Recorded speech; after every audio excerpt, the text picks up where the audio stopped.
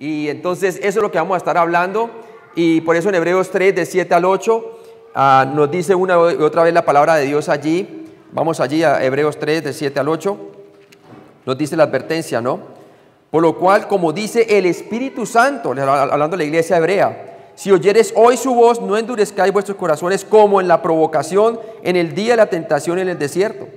O sea, está utilizando obviamente la generación del desierto, que salieron con Moisés y que no pudieron entrar a la tierra prometida para conquistarla debido a su incredulidad, ¿cierto?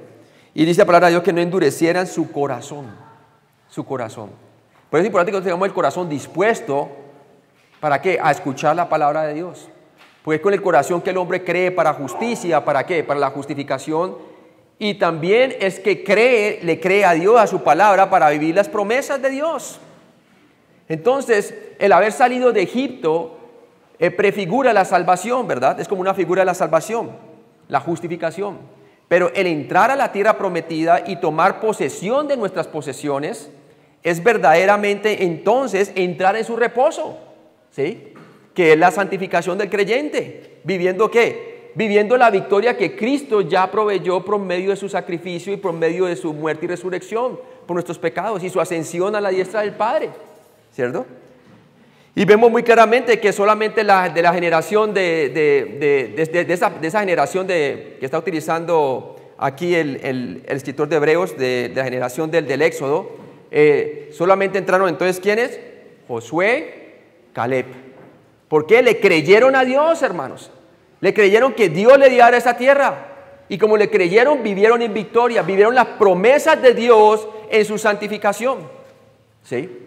Mientras el resto, junto con los 10 espías que murieron con plaga, ¿verdad? Los 10 espías, y que desmotivaron al pueblo, y el pueblo se dejó también, en vez de poner la fe en ¿quién? En la palabra de Dios, le creyeron a ellos el reporte, ¿verdad? Se desanimaron, y de tanto quejarse con el Señor, y quejarse con el Señor, quejarse con el Señor, ¿qué pasó? No entraron a su reposo, ¿cierto? El Señor los puso entonces ¿a qué? A divagar en el desierto, ¿cierto? Hasta que murieran, porque el Señor les dijo que no entrarían en su reposo. Y todo eso pasó en Cades Barnea, ¿cierto? Entonces vemos muy claramente que no pudieron entrar. Y Moisés, pues obviamente también, porque golpeó ¿qué? Golpeó la peña para que saliera el agua y solamente tenía que hablar a la peña para que saliera el agua. Pero el Señor le permitió ver de lejos la tierra, pero no le permitió entrar, ¿cierto? Pero con Josué entraron. Y eso es lo que vamos a estar viendo, la importancia del corazón. Dios nos ha hablado a través del Hijo, hermano. Y esa revelación es superior a cualquier otra revelación para que nosotros caminemos por fe y no por vista, ¿sí? Miren que hay 3 palabras importantes que vemos en el libro de Hebreos hasta ahora. Y son las palabras mejores, la palabra eternas y la palabra perfecta. ¿Por qué? Porque Jesús nos da mejores ¿qué? Promesas. Porque estas bendiciones son ¿qué? Eternas. Jesucristo está dando bendiciones eternas, ¿verdad? Y nos dan una posición perfecta ante Dios. La ley no podía perfeccionar al hombre, pero Jesucristo sí. ¿Por medio de qué? Del sacrificio de sí mismo. Entonces, tenemos acceso al Señor. ¿Por qué? Porque Él nos ha hecho, hemos sido hechos justicia de Dios. ¿En quién? En Cristo. Entonces vamos a continuar. Y como vamos a entrar a ver la situación del corazón del hombre, ¿verdad? ¿Qué es lo que pasa con el corazón del hombre? No endurezcáis vuestros corazones. El que confía en su propio corazón, lo vimos, es necio, mas el que camina en sabiduría, en la sabiduría de Dios es que será que librado. No endurezcáis vuestros corazones, hermanos. Si un creyente se niega a escuchar el llamado del Señor para reposar y endurece su corazón, él no entrará en el reposo de Cristo durante los días de su vida aquí en la tierra. Y yo he visto creyentes, hermanos, que su caminar en su mayoría de tiempo es más de preocupación que de confianza en el Señor, ¿sí? Y muchas veces podemos caer nosotros en esa situación. Cristianos totalmente deprimidos o frustrados, ¿sí? Como estaba aquí en la generación del Éxodo. Si un creyente se niega a escuchar el llamado del Señor para reposar y endurece el corazón, él no entrará en el reposo de Cristo durante los días de su vida aquí en la tierra. ¿Será que, hermano, que nosotros a veces pensamos que nuestros caminos, que nos podemos dar una mejor vida que la que Dios nos está dando? Cuando confiamos en nosotros mismos, pensamos que nos podemos dar una mejor vida que la que Dios nos puede dar por medio de la comunión con Cristo. Necios somos a veces, ¿verdad?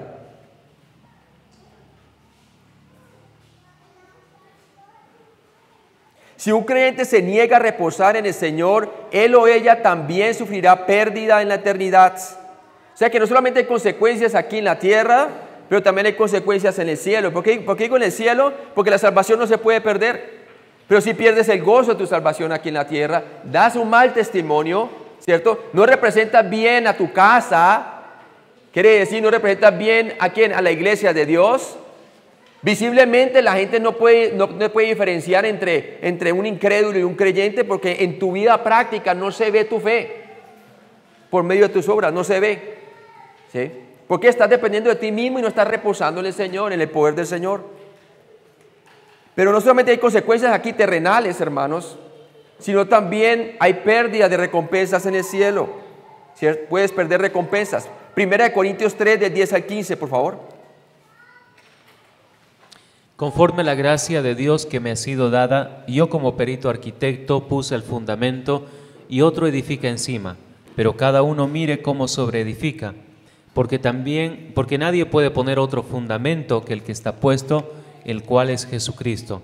Y si sobre ese fundamento alguno edificare oro, plata, piedras preciosas, madera, heno o hojarasca, la obra de cada uno se hará manifiesta, porque el día la declarará, pues por el fuego será revelada, y la obra de cada uno, cual sea, el fuego la probará.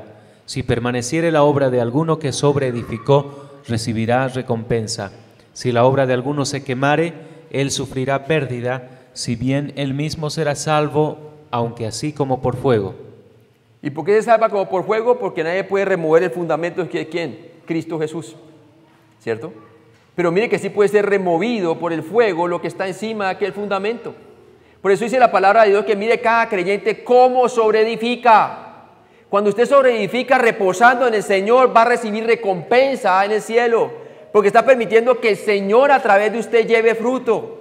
Está permitiendo que el Señor a través de usted haga la obra, y no en su propio esfuerzo, sino en el poder del Señor. Así como Josué, ¿se acuerdan? Josué estaba listo para entrar y conquistar la tierra prometida, ¿verdad? Y le creyó a Dios junto con Caleb, y conquistaron y vivieron las promesas aquí en la tierra sin todavía partir al cielo. Cuando nosotros caminamos por la fe, vivimos las promesas aquí y ahora. Hay muchos creyentes que solamente viven esperando el día en que pase la presencia del Señor, pero no viven las promesas de Dios acá abajo. ¿Por qué? Porque no descansan, no reposan en el Señor. Y es interesante que nosotros realmente tenemos todo lo que todo lo que pertenece a una vida piadosa, se nos ha sido dada por medio de su Espíritu. Estamos completos en Él, hermano, pero no tomamos provecho de nuestra salvación. No tomamos provecho de ¿qué? De las posesiones que Dios nos ha dado. ¿Y sabe por qué? Porque muchas veces las ignoramos y no renovamos nuestra mente con la palabra de Dios. Pero no solamente pierde recompensa si una persona no reposa en el Señor, sino que también perderá rango, ¿verdad? El rango. Filipenses 3:14, por favor.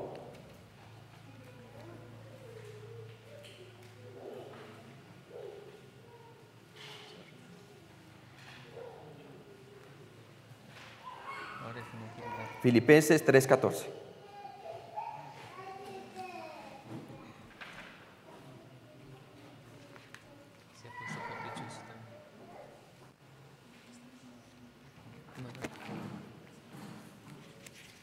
Filipenses 3:14. Yo lo leo. Dice así, va buscando la siguiente. Prosigo a la meta, dice Pablo. Mire que como dice el versículo 13. Este es Filipenses 3:13. Hermano, yo mismo no pretendo haberlo ya alcanzado. Pues todavía no está glorificado, ¿verdad? Pero una cosa hago, olvidando ciertamente lo que queda atrás y extendiéndome a lo que está delante, su futura glorificación. Prosigo a la meta, viviendo por fe las promesas futuras en el hoy, en el hoy y el ahora. Dice allí, el premio del supremo llamamiento de Dios en Cristo Jesús. Así que de todos los que somos perfectos, esto mismo sintamos, y si una cosa sentís, esto también os la revelará Dios. Pero en aquello a que hemos llegado, sigamos una misma regla, sintamos una misma cosa. Porque todos vamos a tener el mismo destino, que es la gloria de Dios, hermanos. ¿Sí? Pero ¿qué pasa si tú no olvides las cosas de atrás y te concentras en ellas, en lo que pudo haber sido, en lo que pudo haber sido si tú hubieras hecho diferente? No, olvida ciertamente lo que queda atrás y prosigue adelante, hermanos. ¿Sí? Muchos cristianos se estancan en lo que pudo haber sido, y qué tal si no hubiera ido, y qué tal si eso no hubiera ocurrido en su vida. La cosa sería muy diferente en el presente. No, hermanos, su futuro está asegurado en el cielo por medio de nuestro Señor Jesucristo. Y usted puede vivir las promesas de Dios en el presente, hermanos. ¿Sí? Pero sabes, si tú no pones las miradas adelante, vas a perder también rango, ¿cierto? Segunda de Timoteo 2:12, por favor. Si sufrimos, también reinaremos con Él. Si le negaremos, Él también nos negará. ¿Y quién nos negará, hermanos? Nos negará recompensa. Si nosotros no le confesamos aquí como lo que le estaba pasando a ellos, que no estaban llevando bien su profesión, hablando de qué, de la iglesia hebrea, porque estaban volviendo al ritual, sabían que si hablaban de Cristo, ¿qué les iba a ocurrir? Persecución, ¿cierto? ¿Te estás dejando intimidar como ellos, hermanos? Porque la gente se te burla o porque está siendo rechazado, hermanos, ¿cierto? ¿Estás dispuesto a salir del campamento y llevar su vituperio? ¿Sí? Hermano, el Señor quiere que nosotros realmente seamos testimonio afuera. No solamente aquí cuando estamos adentro, sino también afuera. Que seamos casa de Dios afuera. Ahora, mire lo que dice Apocalipsis 2, del 26 al 28, por favor. Al que venciere y guardare mis obras hasta el fin, yo le daré autoridad sobre las naciones, y las regirá con vara de hierro, y serán quebradas como vaso de alfarero, como yo también la he recibido de mi Padre, y le daré la estrella de la mañana. Muy bien, entonces usted ve aquí la promesa que le da la iglesia de Tiatira, ¿cierto? Habían unos que no retenían esa doctrina que estaba entrando, ¿cierto? Que torcía y llevaba a las personas a las profundidades de Satanás. Y mire el versículo 25, pero lo que tenéis, retenedlo hasta que yo venga. ¿Sí? ¿Y qué era lo que tenían que retener? De acuerdo al contexto, eran las comendaciones o las buenas cosas que él había visto esta iglesia, ¿verdad? ¿Y qué era lo que había visto esta iglesia? La palabra de Dios nos dice claramente que había visto cosas buenas de ella en el principio, ¿verdad? En el versículo 18, dice en el versículo 18, dice, y escribe al ángel de la iglesia en Tiatira, el Hijo de Dios, el que tiene ojos como llamas de fuego, pies semejantes al bronce bruñido, dice esto: yo conozco tus obras y amor y fe y servicio, estas cosas buenas, y tu paciencia. Todos esos son frutos ¿de quién? Del Espíritu Santo, de descansar ¿en quién? De reposar en la obra del Señor.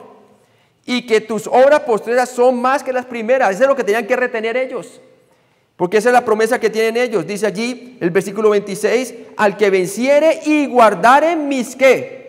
Mis obras hasta el fin. ¿Quiénes son los que han vencido? De acuerdo a primera de Juan capítulo 5, los que han creído en Jesucristo. Está diciendo a todo creyente, ¿cierto? Que es vencedor y retenga o básicamente guarde sus palabras, sus obras hasta el fin, yo le daré autoridad sobre las naciones. Entonces, ¿qué pasa si es un vencedor, un creyente justificado? Pero ¿qué pasa si no guarda sus obras hasta el fin y en este contexto se deja contaminar por la falsa doctrina y desde Satanás? ¿Qué pasa con esa persona? Pues obviamente, dice allí, no va a tener autoridad sobre las naciones en el reino milenial. Entonces tú puedes perder recompensas, hermanos, ¿sí? Pero también puedes ganar recompensas. Ahora miren lo que dice, la recomendación, puedes también perder la recomendación. Filipenses 3 del 14 al 15. Prosigo la meta al premio del supremo llamamiento de Dios en Cristo Jesús. Así que todos los que somos perfectos, esto mismo sintamos, y si otra cosa sentís, esto también os lo revelará Dios. Prosigo la meta, pero mire que no todo creyente tiene esa visión que tenía él, ¿verdad? Pero todos tenemos la misma meta. Y todos hemos sido perfeccionados en Él. ¿Y cómo? Por medio de la obra sacrificial de Cristo. Su justicia se nos fue acreditada a nuestra cuenta por la fe, porque hemos creído en su muerte y resurrección, hermano. Estamos completos en Él. Toma provecho de tus posesiones, toma posesión de tus posesiones, ármate con la armadura de Dios, reposando en Él, y vas a ver cómo vas tú a afrontar las pruebas en este mundo, y vas a ver Dios trabajando a través de ti, y vas a ver que no va a haber prueba que te pueda desanimar, porque el Señor es tu ayudador, hermano. Amén. Y eso es lo que nosotros necesitamos vivir. Pero ¿qué pasa si no pones la meta en las cosas de arriba? Pues obviamente vas a perder recompensa como creyente. También vas a perder capacidad de gloria, algo de gloria, la gloria. Segunda de Corintios 4, del versículo 17 al 5:1. Porque esta leve tribulación momentánea produce en nosotros un cada vez más excelente y eterno peso de gloria, no mirando nosotros las cosas que se ven, sino las que no se ven, pues las cosas que se ven son temporales, pero las que no se ven son eternas. Son eternas. Cuando nosotros ponemos la visión en las cosas eternas de Dios, en las cosas inconmovibles, inmarcesibles que Cristo nos ha dado, cuyo sacerdocio es superior, cuyo reinado es superior, hermanos, y que nos ha dado un reino inconmovible, hermanos. Entonces tenemos de dónde anclarnos de las promesas de Dios, ¿verdad? Para vivir esa fe en el momento presente. Y tenemos acceso al trono de Dios, ¿para qué? Para obtener gracia para el momento oportuno. Pero ¿qué pasa si tú no estás mirando así? Si no pones la visión sino en las cosas de la tierra y no en las cosas del cielo, pues obviamente vas a perder recompensa. No vas a vivir una vida gozosa, no estás reposando, no se ve el poder de Dios obrando a través de ti. No porque no esté el Señor allí, sino porque al contrario, lo que se te ve es como el Señor te está disciplinando, porque estás contristando al Espíritu Santo por tu incredulidad, ¿cierto? ¿Y cuántas veces nos pasa a nosotros eso, hermano? ¿Sí? Nos pasa así. Muchas veces, ¿verdad? ¿Por qué? Porque no acompañamos con el escuchar la palabra el corazón, estar atentos a la palabra de Dios para poner fe. Y también podemos perder coronas en el cielo, ¿verdad? Tú puedes perder posición de autoridad en el reino. Vamos a reinar con Cristo, pero no vas a tener la oportunidad que hubieras tenido de gobernar sobre naciones, ¿cierto?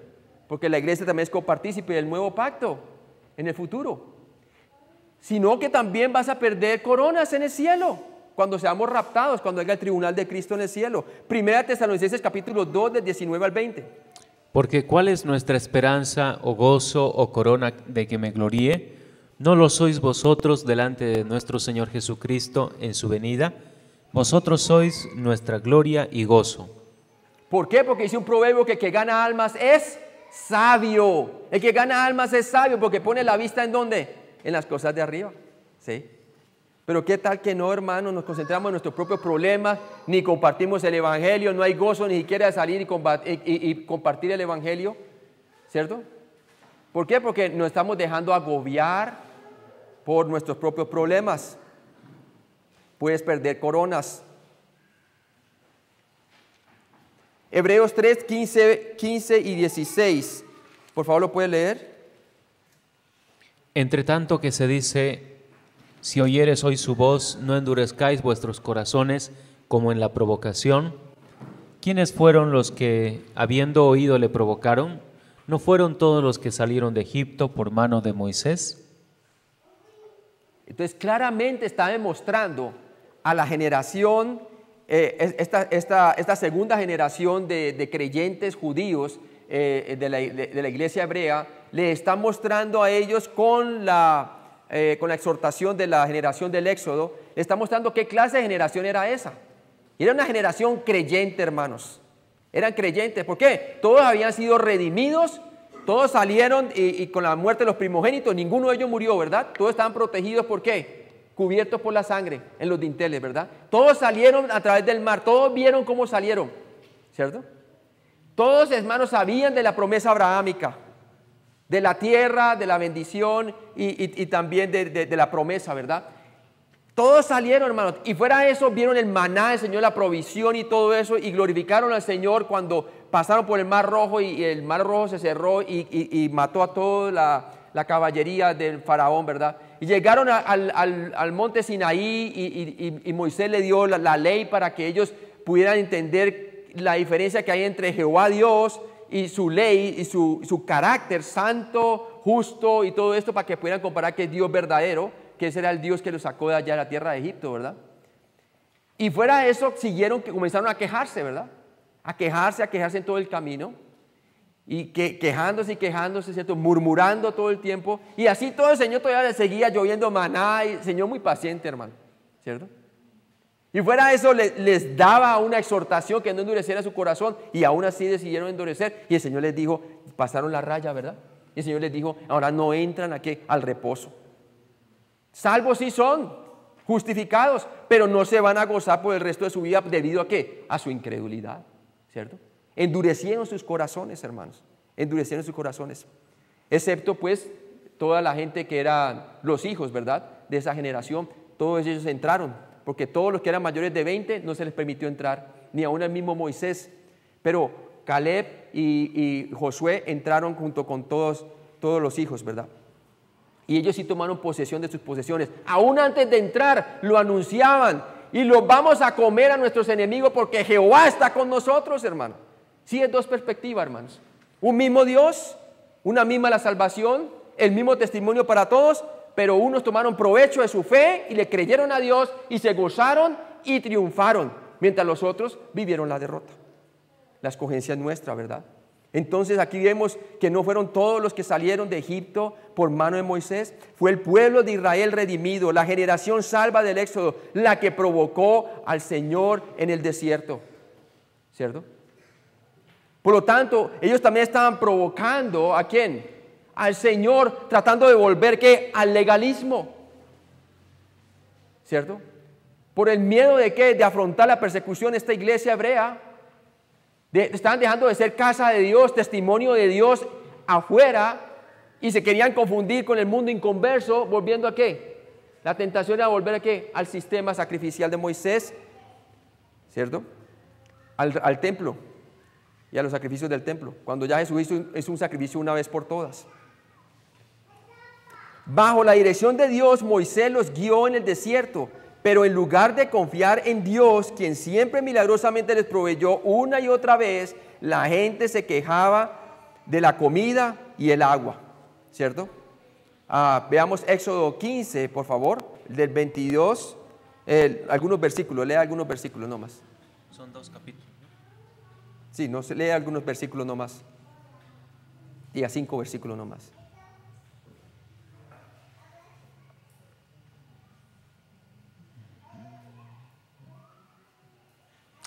E hizo Moisés que partiese Israel del mar Rojo, y salieron al desierto de Sur, y anduvieron 3 días por el desierto sin hallar agua, y llegaron a Mara, y no pudieron beber las aguas de Mara, porque eran amargas, por eso le pusieron el nombre de Mara. Entonces el pueblo murmuró contra Moisés y dijo: ¿qué hemos de beber? Y Moisés clamó a Jehová le mostró un árbol, y lo echó en las aguas, y las aguas se endulzaron. Allí les dio estatutos y ordenanzas, y allí los probó.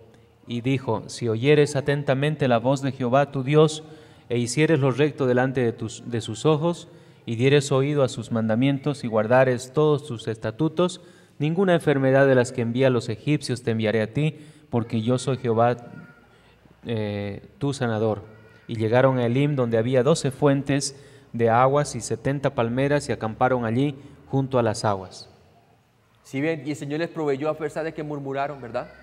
Y a pesar de que el pueblo murmuraba también, cuántas murmuraciones hasta que llegaron y básicamente con Moisés, hasta le sacaron la paciencia a Moisés, ¿verdad? Y Moisés entonces también golpeó la roca, y también entonces el Señor lo disciplinó porque tenía que hablarle únicamente, ¿cierto?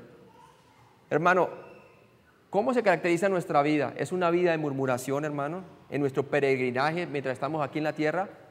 ¿O nuestra vida se asemeja a la de Josué y la de Caleb? ¿Cierto? Ahí se lo dejo para que lo piense. ¿Qué hicieron ellos? Ellos lo probaron, ellos lo provocaron, y aún así vieron sus obras por 40 años. ¿Sí? Y el Señor les dijo que no entrarían a la tierra prometida, no entrarían a su reposo en Cades Bernea, les dijo eso, porque creyeron el testimonio de los 10 espías que los desmotivaron, en vez de creer la palabra de Dios. Y el Señor les dijo entonces que por los días que habían reconocido la tierra, entonces cada día iba a ser como un año, o sea, 40 años ellos iban a morir en el desierto. y no les iba a permitir que entraran en su reposo. Y trataron de hacerlo por su propia cuenta. Y Moisés les dijo, no entren porque Jehová no va con ustedes. Y así todos de corazón duro endurecieron, se fueron y que sufrieron una derrota, una parte de ellos, ¿verdad?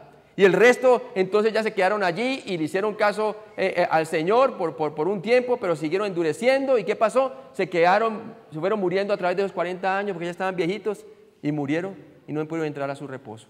En cambio, Josué y todos los menores de 20 años, todos entraron, ¿verdad? Entonces, muestra muy claramente la misericordia de Dios.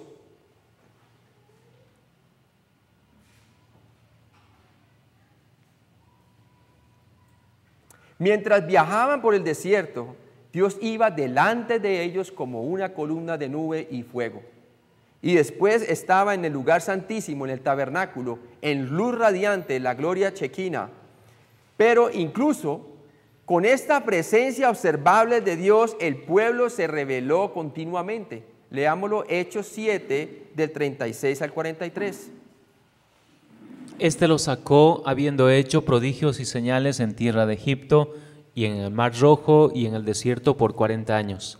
Este Moisés es el que dijo a los hijos de Israel: profeta os levantará el Señor vuestro Dios de entre vuestros hermanos como a mí, a él oiréis. Este es aquel Moisés que estuvo en la congregación en el desierto con el ángel que le hablaba en el monte Sinaí y con nuestros padres, y que recibió palabras de vida para darnos, al cual nuestros padres no quisieron obedecer, sino que le desecharon y en sus corazones se volvieron a Egipto.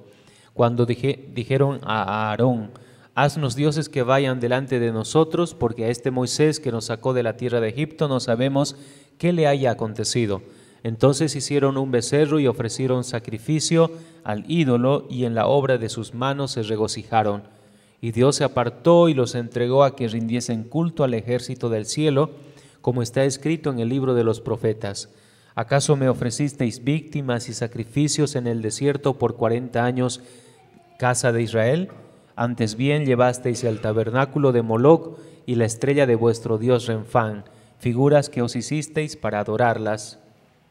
Entonces vemos muy claramente que el Señor dice que ellos se volvieron para Egipto. ¿En dónde? ¿Físicamente? No, en su corazón. En su corazón. Eso nos enseña mucho a nosotros.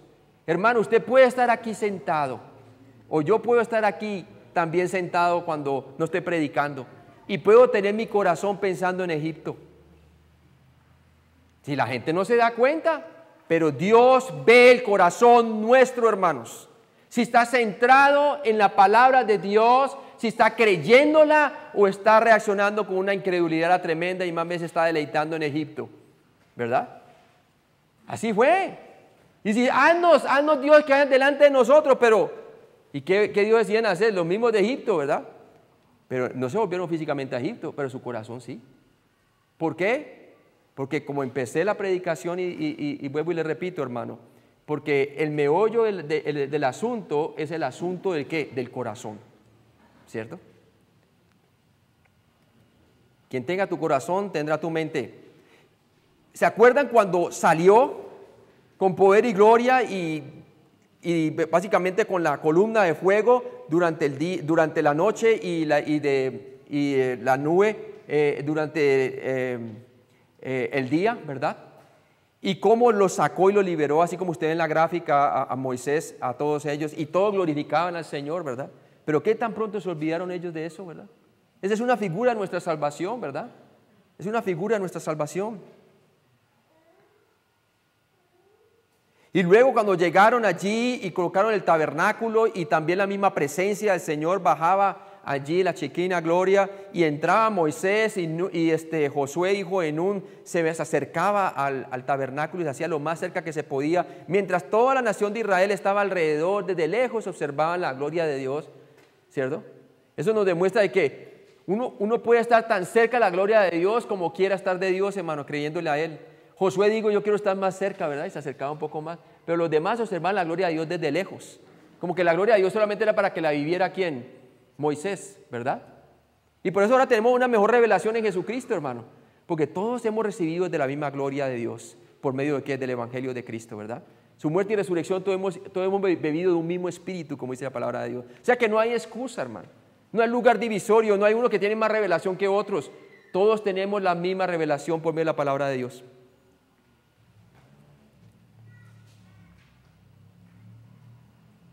Moisés continuó enseñándoles la palabra de Dios, pero la gente se rehusaba a creer en el Señor, aun cuando les decía, el profeta le levantará entre el pueblo, ¿verdad? Y hablando de quién, del Mesías. Él apuntaba hacia el Mesías. Hebreos 3:19.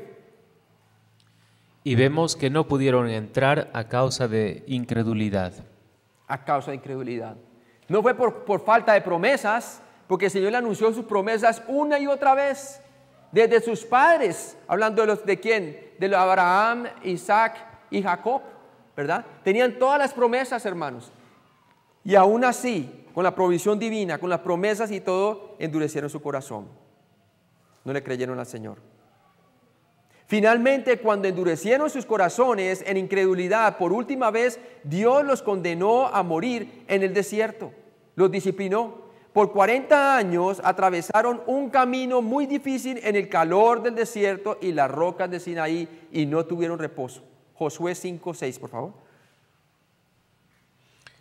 Porque los hijos de Israel anduvieron por el desierto 40 años hasta que todos los hombres de guerra que habían salido de Egipto fueron consumidos, por cuanto no obedecieron a la voz de Jehová, por lo cual Jehová les juró que no les dejaría ver la tierra de la cual Jehová había jurado a sus padres que nos la daría, tierra que fluye leche y miel. Entonces, ¿quién fue que falló? Fue el pueblo, ¿verdad? Únicamente entraron, ¿quién? La segunda generación, sus hijos.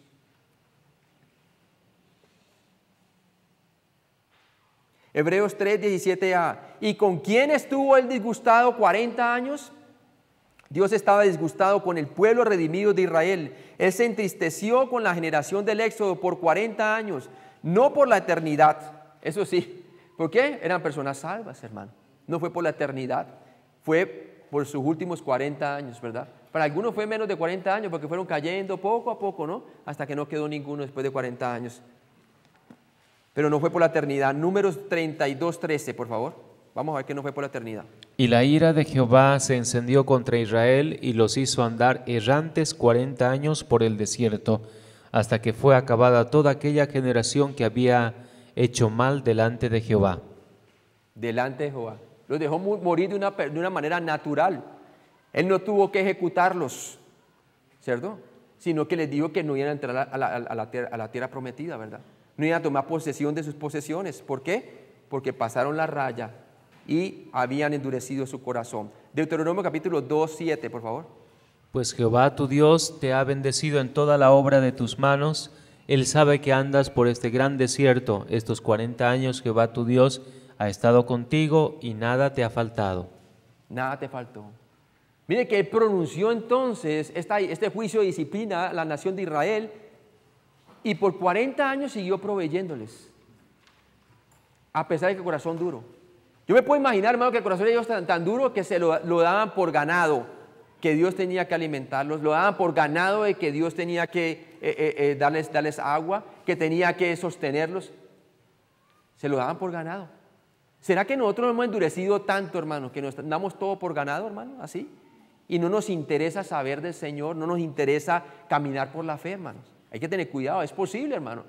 Así es que cae uno en la apostasía, la deserción de la fe. No pierdes tu salvación, pero te sometes a la disciplina de Dios, no vas a tener gozo en tu peregrinaje en la tierra. Hebreos 3:17b, no fue con los que pecaron, dice él. La generación del Éxodo pecó continuamente con su queja constante, murmurando todo el tiempo, probando lo poco que realmente confiaron en Dios. Finalmente cruzaron una línea que les impidió gozar del reposo. Por favor, lo puede leer allí, Números 14, versículo 11 y 26 al 38. ¿Solo verso 11? Sí, el verso, sí, lee el 11 y luego el 26 al 30, y 26 al 30 por ahí. Y Jehová dijo a Moisés, ¿hasta cuándo me ha de irritar este pueblo? ¿Hasta cuándo no me creerán con todas las señales que he hecho en medio de ellos? Y el 26. Sí, 26. Lee los primeros 5 versículos 26. 26 a los primeros 5. Aconteció después de la mortandad que Jehová habló a Moisés y a Eleazar, hijo del sacerdote Aarón, diciendo: Tomad el censo de toda la congregación de los hijos de Israel, de 20 años arriba, por las casas de sus padres, todos los que pueden salir a la guerra en Israel. Y Moisés y el sacerdote Eleazar hablaron con ellos en los campos de Moab, junto al Jordán frente a Jericó, diciendo: Contaréis el pueblo de 20 años arriba, como mandó Jehová a Moisés y a los hijos de Israel que habían salido de la tierra de Egipto.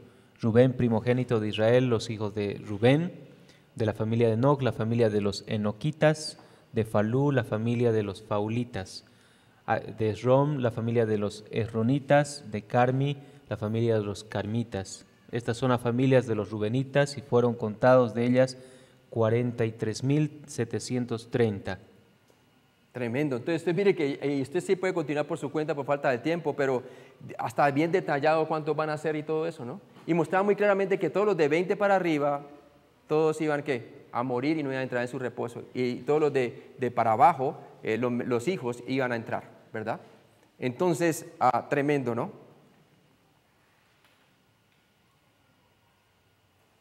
Hebreos 3:17c, ¿no fue con los que pecaron cuyos cuerpos cayeron en el desierto? O sea, le está mostrando claramente la consecuencia y le está hablando a la iglesia, hermanos, tomando estas cosas por ejemplo, porque estas cosas sucedieron a ellos del Antiguo Testamento para que sean ejemplo para nosotros que hemos alcanzado la edad de la iglesia, para que no hagamos tales cosas, lo mismo, no procedamos de la misma manera. La generación del Éxodo murió en el desierto, fuera de los límites de la tierra prometida, ellos nunca entraron en el reposo. Deuteronomio capítulo 2 del 14 al 18. Y los días que anduvimos de Cades Barnea hasta cuando pasamos del arroyo de Seret fueron 38 años, hasta que se acabó toda la generación de los hombres de guerra que en medio del campamento, como Jehová les había jurado. Y también la mano de Jehová vino sobre ellos para destruirlos de en medio del campamento hasta acabarlos. Y aconteció que después que murieron todos los hombres de guerra de entre el pueblo, Jehová me habló diciendo: Tú pasarás hoy el territorio de Moab a Ar. Imagínense pues, así fue que ocurrió y cómo terminaron ellos, ¿no? Por causa de la incredulidad. No perdieron la salvación, pero dejaron un mal testimonio sobre la tierra. Y ese mal testimonio lo está utilizando entonces el escritor de Hebreos para exhortar a la iglesia, que no cometan tal cosa, devolver nuevamente los rituales del templo simplemente, ¿por qué? Por evadir la persecución, ¿cierto? Y a quienes juró que no entrarían en su reposo, sino a aquellos que desobedecieron. Ese es Hebreos 3:18. Dios hizo un juramento de gran ira en contra de la generación desobediente del Éxodo, el cual les prohibió entrar y gozar de su herencia, su reposo en la tierra prometida. Números 32 del 10 al 13. Y la ira de Jehová se encendió entonces y juró diciendo: No verán los varones que subieron de Egipto de 20 años arriba la tierra que prometí con juramento a Abraham, Isaac y Jacob, por cuanto no fueron perfectos en pos de mí, excepto Caleb, hijo de Jefone, cenezeo, y Josué, hijo de Nun, que fueron perfectos en pos de Jehová. Y la ira de Jehová se encendió contra Israel y los hizo andar errantes 40 años por el desierto, hasta que fue acabada toda aquella generación que había hecho mal delante de Jehová. Entonces nosotros decidimos vivir una vida errante en vez de tener comunión con Dios y afrontar las pruebas en el reposo del Señor, en el poder de su fuerza, y haciendo nosotros nuestras propias fuerzas, deprimiéndonos y estando murmurando, o vamos a conquistar por medio del poder que nos ha dado, por el medio del evangelio completo que nos ha dado. Él murió, resucitó y ascendió al cielo porque tenemos acceso aquí al lugar santo, hermano, para recibir socorro en el momento oportuno. Y si nosotros dependemos por la fe, hermanos, vamos a tener la fe como la tuvo Josué, que aparece más adelante en el libro de Hebreos capítulo 11, ¿verdad? Que ellos obtuvieron promesas, quiere decir, en esta vida obtuvieron algo de la promesa. ¿Cómo? Conquistaron, entraron y conquistaron, ¿verdad? No permanecieron para siempre, ¿verdad? Pero él pudo gozar de la promesa de Dios, entraron a la tierra prometida y conquistaron lo que Dios le ha dicho, la cantidad de tierra. pero no la pudieron sostener, sino después de su muerte fue que el pueblo nuevamente comenzó a tomar mujeres que no eran creyentes de los paganos que habían allí y comenzaron a idolatrar a otros dioses y comenzaron entonces a perder las bendiciones nuevamente, ¿verdad? Entonces, ¿qué pasa, hermanos? Vemos claramente en Números 32 del 10 al 13 nos habla de esto, ¿verdad? Hermano, ¿ya lo leyó ese o no? Sí, ya lo leyó, ¿no? Ahora, veamos esto para entenderlo mejor en cuanto a los pactos que Dios le había prometido, ¿verdad? Y lo vamos a ver ahorita después de esta filmina aquí. El reposo que Dios ofrecía era la tierra de Canaán. Ellos eran para que tomaran la posesión de sus posesiones. ¿Y por qué tenían posesiones? Porque Dios les dijo, yo les daré la tierra, entren. Todo lo que tienen que hacer era creerle su palabra. Una cosa es creer que Dios existe, otra cosa es creerle a Él en su palabra. ¿Sí? Hasta el diablo cree que Él existe y tiembla. Pero nosotros estamos creyéndole a su palabra. Si le creemos a su palabra, entonces nuestra fe se va a hacer visible por las obras, como dice Santiago. ¿Cierto? Muéstrame tu fe sin las obras y yo te mostraré mi fe por las obras. ¿Verdad? Hermano, el que descansa en Cristo, se le hace evidente el brazo de Dios trabajando a través de él, ¿verdad? No hay prueba que le apague el gozo del Señor, porque el gozo del Señor es su fortaleza, ¿verdad? Así es. Entonces, la vida de bendición que tenía el Señor para ellos era tomar posesión de sus posesiones. ¿Cuántas grandísimas promesas no nos ha dado el Señor, verdad? Pero ¿de cuántas de ellas nos estamos haciendo o nos estamos aferrando por medio de la fe?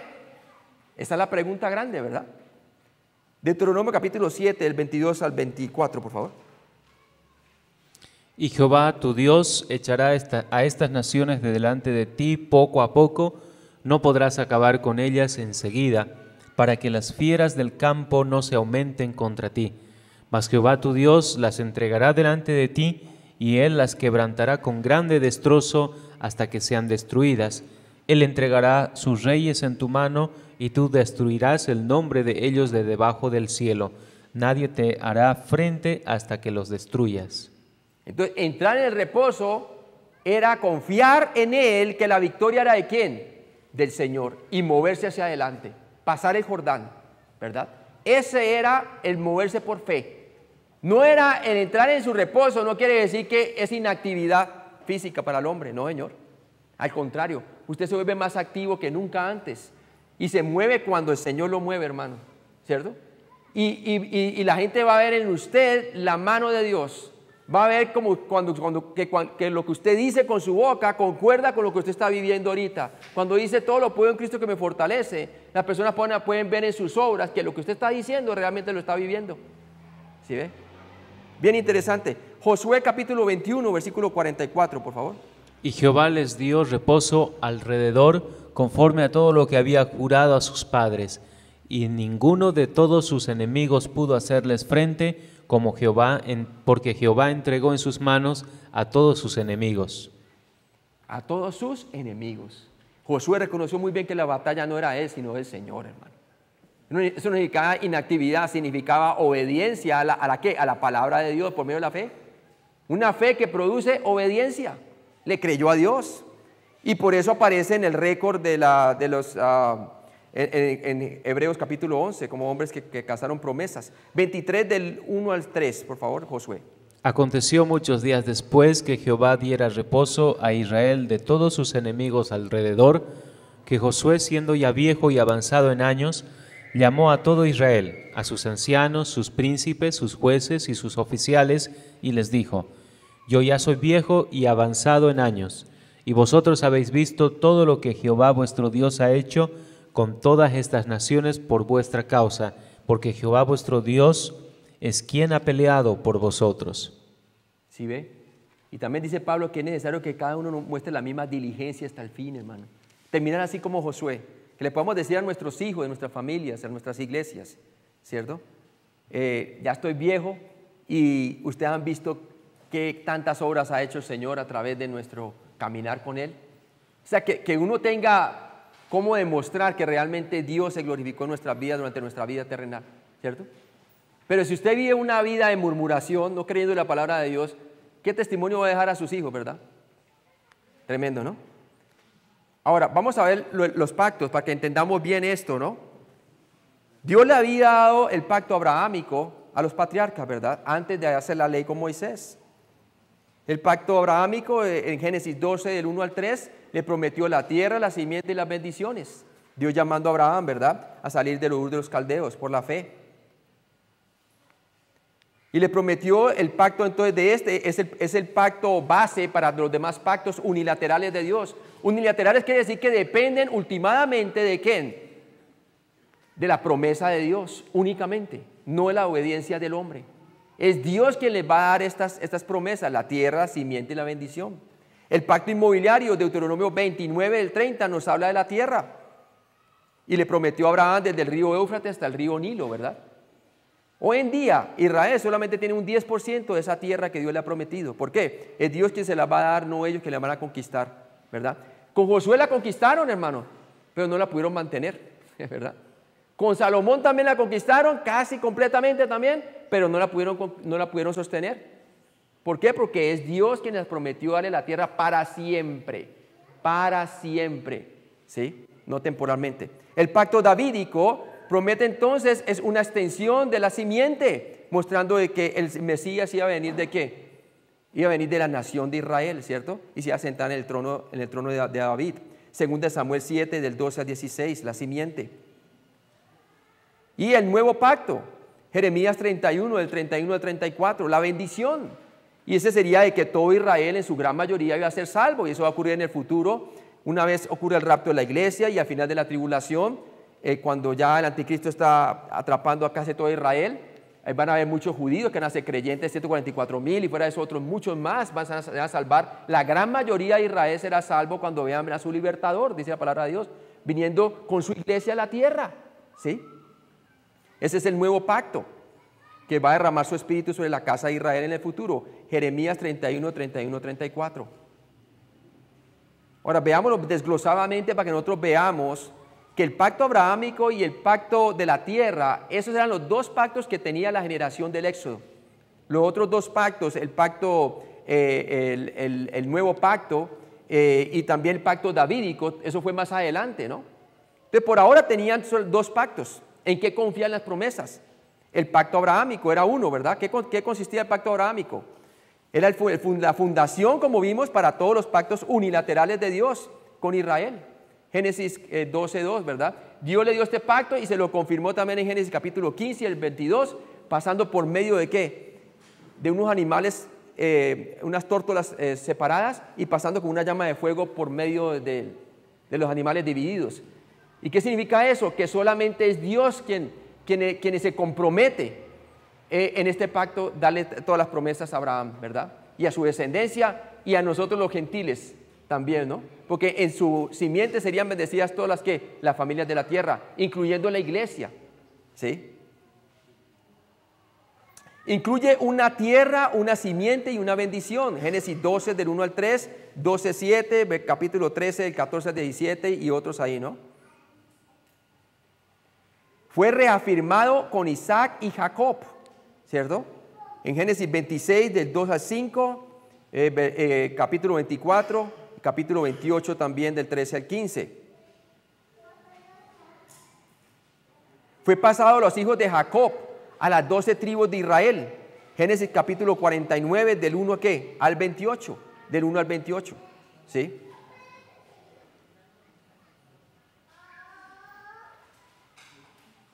Fue la base para la liberación de Egipto, para la liberación de Israel de Egipto. Y lo encontramos en Éxodo 6, del 2 al 4, y el capítulo 8 también, versículo 8, ¿no? Y también lo vemos en Éxodo 22, Éxodo 20, para dar los mandamientos de Dios. Yo soy Jehová tu Dios que te saqué de la tierra de Egipto, ¿verdad? Es el Dios de Abraham, de Jacob y de Isaac y Jacob. Confirmó la concesión de tierras a Israel después del Éxodo. Y aquí es para la generación del Éxodo. Con Josué 1:2. ¿Qué dijo Josué 1:2? Dice: mi siervo Moisés ha muerto. Ahora pues levántate y pasa este Jordán, tú y todo este pueblo, a la tierra que yo les doy a los hijos de Israel. ¿Verdad? Ese pudo gozar de las promesas de Dios en el aquí Y en el presente, hermanos, porque le creyó a Dios. Sí, le creyó a Dios. No hay tiempo límite, tendrá cumplimiento final en el reino, porque en el reino mesiánico, en el milenio. ¿Por qué? Porque Génesis 17, de 7 al 8 dice que este pacto es un pacto eterno, ¿cierto? Ellos conquistaron la tierra por un tiempo, pero la perdieron. Hoy solamente tienen el 10% de ella. Dios se las va a dar en Cristo cuando venga por segunda vez. Pero mire que así todo Josué tomó posesión de ella, ¿cierto? Tomó las promesas de Dios y tomó posesión de sus promesas. El pacto inmobiliario, ese otro pacto que también alcanzaron a gozar esa generación que estamos hablando de Josué y Caleb y toda la gente que era, todos los hijos de Israel, de esa primera generación que entraron en la tierra prometida. Proporcionaba un hogar permanente para los descendientes de Abraham, Isaac y Jacob, la nación de Israel. Deuteronomio capítulo 30, del 1 al 20. Garantiza la propiedad de la tierra a pesar de los fracasos de Israel. Deuteronomio capítulo 30 al 3, 30, versículo 3. Es Dios que finalmente le va a dar eso durante el milenio, ¿verdad? Ata la bendición en la tierra a la obediencia de Israel. Siempre y cuando Josué y todo esto fueron conquistando y disfrutaron, hermano, de la tierra prometida que tenía que leche y miel, ¿verdad? Y se gozaron de ella. Alcanzaron a obtener parte de la promesa y vivir un poco aquella gloria que está por venir durante el milenio, que va a ser permanente, ¿cierto? Pero los que endurecieron el corazón no entraron. Predice la remoción temporal de Israel con el posterior retorno a la tierra. Deuteronomio capítulo 30, del 3 al 5. Por eso Israel ahora desde el año 1948, se formó otra vez en su nación, ¿verdad? Y solamente tienen 10% de la tierra, pero un día Dios le va a dar toda la tierra en el milenio. Asegura la restauración de Israel y la bendición durante el reino mesiánico. Deuteronomio capítulo 30, de 6 al 9. Un día todo Israel creerá, ¿verdad? Y entrará al milenio. Y aquella generación del Éxodo que fue rebelde va a resucitar de entre los muertos y también va a entrar al milenio, ¿verdad? Pero durante su vida humana, terrenal, pudieron haber vivido mejor, ¿no es así, hermanos? ¿Cierto? Porque al fin y al cabo es un pacto unilateral, no dependía de la obediencia de ellos, ¿cierto? El fracaso terrenal sí dependía de ellos por ser irresponsables, por endurecer su corazón, por no creerle a Él. Pero la bendición eterna para una eternidad dependía de Dios. Gloria a Dios. Si no, hermano, todos fallaríamos, ¿verdad? Todos fallaríamos. El futuro pacto que ellos todavía no estaban viviendo es el pacto davídico. Que vimos que también este reposo del David también se lo ofreció ¿a quién? A la gente de su época, ¿verdad? Porque el reposo de Dios estaba disponible desde la creación, todas las generaciones y todas las dispensaciones, incluyendo la iglesia, hermano, nosotros. Promete una dinastía eterna a través del linaje del rey David, segunda de Samuel 7:16. Nos habla del descendiente y ahí va a venir el Mesías. Asegura el reino eterno y un descendiente para reinar en el trono de David para siempre. Segunda de Samuel 7, del 11 al 17, hablando del Mesías. Confirma la dinastía davídica a través de Salomón. Primera de Crónicas 17, del 10 al 15. Garantiza el cumplimiento en la persona del Mesías. Salmos 45, del 6 al 7. En última instancia se cumplirá en el reino mesiánico. Jeremías 23, 5 al 6, cuando el Señor Jesucristo gobierne con vara de hierro con Israel y su iglesia. Y también con todos los del Antiguo Testamento que han resucitado, ¿verdad? Y el último pacto, el cuarto pacto unilateral de Dios, que depende de Dios, es el nuevo pacto. Predice el perdón de Israel como nación. Jeremías 31, 34, ¿verdad? Y eso va a ocurrir cuando venga por segunda vez el Señor Jesucristo, ¿verdad? La gran mayoría de Israel van a ser salvos. Garantiza la generación de Israel, que es la base para el reino mesiánico, ¿verdad?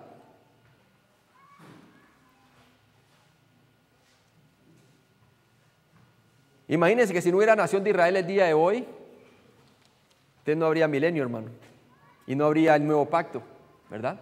Y nosotros nunca habíamos tenido derecho entonces a entrar aquí al reino milenial.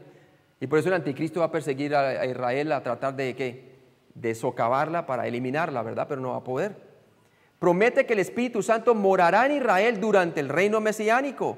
Ezequiel 36, del 26 al 27, y también se extiende hasta el capítulo 37, con el valle de los huesos secos y la reunión de Israel en su tierra, aunque están en incredulidad ahora, pero en un futuro el Espíritu vendrá sobre ellos creyendo, ¿verdad? Por la fe. Se cumplirá literalmente a Israel en el reino mesiánico. Los gentiles en la edad de la iglesia pueden experimentar la regeneración por la fe en el Mesías. Tenemos la bendición espiritual del nuevo pacto, porque hemos sido injertados como ¿qué? Como olivo silvestre en el olivo natural, que eran las promesas de ¿quién? De Israel, ¿verdad? Que venían a través del Mesías, a través de las promesas de los padres, las raíces, ¿verdad? Qué bendición, hermano. Por eso tú tienes que orar por Israel, hermano, ¿verdad? Porque Dios utilizó ese pueblo, y toda esta palabra que usted tiene en su mano es debido ¿a quién? Escrita por judíos, hermanos, hebreos, creyentes, ¿verdad? Solamente creo que es uno que quizás no era judío, que era Lucas, ¿verdad? Escribió Hechos y el Evangelio de Lucas. Ahora, veamos de una manera de gráfica, pues vamos a entender los pactos y su cumplimiento en el reino. Antes de la ley, Dios llamó a Abraham y le dio el pacto abrahámico, Génesis 12, del 1 al 3. Es la base para todos los pactos. De ese pacto salió el pacto inmobiliario, la tierra, más detallado acerca de la tierra, Deuteronomio capítulo 29 al 30. El pacto davídico, la simiente, y mostrando ya el reino a través de la formación de la nación de Israel, dependiendo de la simiente, a través de quién, de Isaac, de Jacob, y con los 12 hijos de Jacob se formó la nación de Israel, y posteriormente con David es el reino, ¿verdad? Segunda Samuel capítulo 7. Y el nuevo pacto, la bendición, ¿cierto? Para toda la nación, Jeremías 31 y Ezequiel 36, el nuevo pacto, la regeneración espiritual para toda la nación de Israel. Todo eso se cumplieron ¿en quién? En el Mesías, porque el Mesías es la simiente, como dice Gálatas, ¿verdad? Muestra muy claramente. Y sin la simiente no hay ni tierra, no hay simiente, no hay simiente, si no hay simiente no hay tierra y no hay bendición. Y no habría vida eterna, no habría salvación para nadie. Todo el mundo iría ¿a dónde? Al infierno, ¿verdad? Todo se cumplió y fue ratificado en Cristo. Entonces vemos claramente que el pacto inmobiliario y el pacto davídico van a tener su cumplimiento final en el reino milenial, cuando la tierra sea dada a toda la redimida Israel en el milenio, y nosotros vamos a ser parte de ¿qué? Como ministros del nuevo pacto vamos a ser parte de ese milenio también. Y el pacto davídico obviamente la simiente a través de Cristo, y teniendo el trono de David y derecho a ser el rey de los judíos, y también en el futuro va a tener el derecho para sentarse en el trono de David como rey. Y el nuevo pacto, las bendiciones, Jeremías 31 y Ezequiel 36, todo eso se van a cumplir cuando Dios derrame todo su espíritu, y causará que toda Israel entonces ¿qué? Camine sus estatutos como, tal cual como lo prometió, ¿verdad? Y se va a cumplir literalmente en el futuro. Ahora, todo lo que Dios pedía era que los israelitas le creyeran y que voluntariamente avanzaran por la fe. Eso es lo que llamamos obedecer, ¿cierto? La causa de la verdadera obediencia de Dios debe ser la fe, no la ley. Debe ser la fe. La fe es el motor que produce obediencia, ¿sí? Deuteronomio capítulo 6, del 1 al 3, por favor. Estos pues son los mandamientos, estatutos y decretos que Jehová vuestro Dios mandó que os enseñase, para que los pongáis por obra en la tierra en la cual pasáis vosotros a tomarla, para que temas a Jehová tu Dios, guardando todos sus estatutos y mandamientos que yo te mando, tú, tu hijo y el hijo de tu hijo, todos los días de tu vida, para que tus días sean prolongados. Oye pues, Israel, y cuida de ponerlos por obra para que te vaya bien en la tierra que fluye leche y miel, y os multipliquéis, como ha dicho Jehová, el Dios de tus padres. Exactamente. Entonces usted ve muy claramente cómo el Señor les prometió y cómo ellos debían de avanzar voluntariamente y entrar y a conquistar la tierra con Josué, y así sucedió. Ellos le creyeron al Señor, le creyeron a Él, caminaron por la fe. ¿Estamos avanzando en nuestra fe, hermanos? Porque si no estamos avanzando, vamos a estar ¿qué? Retrocediendo, ¿sí? No hay punto medio, ¿sí? Hebreos 3:19. Y vemos que no pudieron entrar a causa de incredulidad. El no creerle a Dios era su verdadero problema. Este fue el mismo peligro real que enfrentaban los destinatarios de esta carta de la iglesia hebrea, ¿cierto? Dejarían de creerle a Dios y regresarían al legalismo judaico simplemente por tener protección, ¿verdad? No, hermanos. Esto tristemente es la hoja de vida de muchos creyentes. Con demasiada frecuencia los cristianos se rehúsan a caminar por la fe. Preferimos caminar por vista, por el sentido común y por nuestro propio esfuerzo. Todo esto equivale al pecado de la incredulidad. Proverbios 3, del 5 al 6. Fíate de Jehová de todo tu corazón y no te apoyes en tu propia prudencia. Reconócelo en todos tus caminos y Él enderezará tus veredas. Mire, hermanos, debemos de seguir el ejemplo de Josué. ¿En qué pacto se apoyó Josué para conquistar la tierra? ¿En el pacto mosaico o en el pacto abrahámico? En el de abrahámico, hermano, ¿verdad? ¿Sí ve? Sé que cuando hablamos de que ellos guardaban toda la ley y su estatuto, no estamos hablando solamente de los mandamientos eran parte de la ley.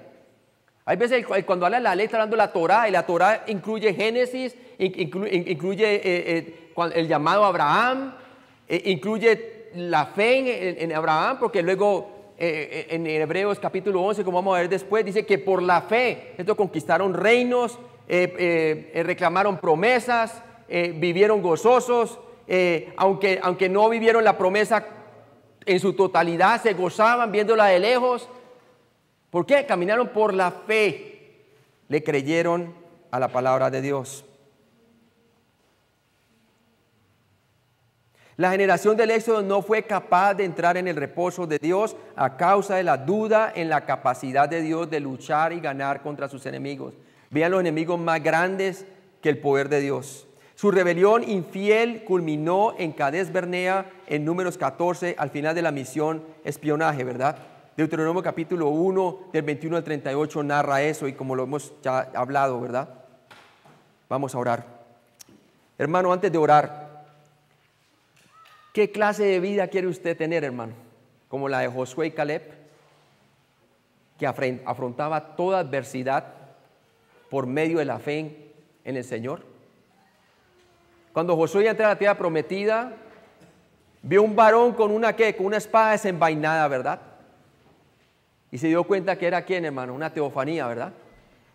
Que era el Señor mismo, quien iba delante de él.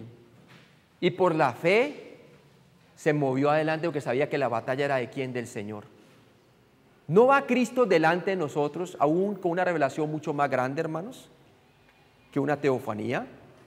Ella traspasó el cielo mismo, ya murió y resucitó y está en la gloria, hermano. La tumba está vacía y nos ha dejado promesa grandísima para que andemos por ellas, hermano, ¿verdad?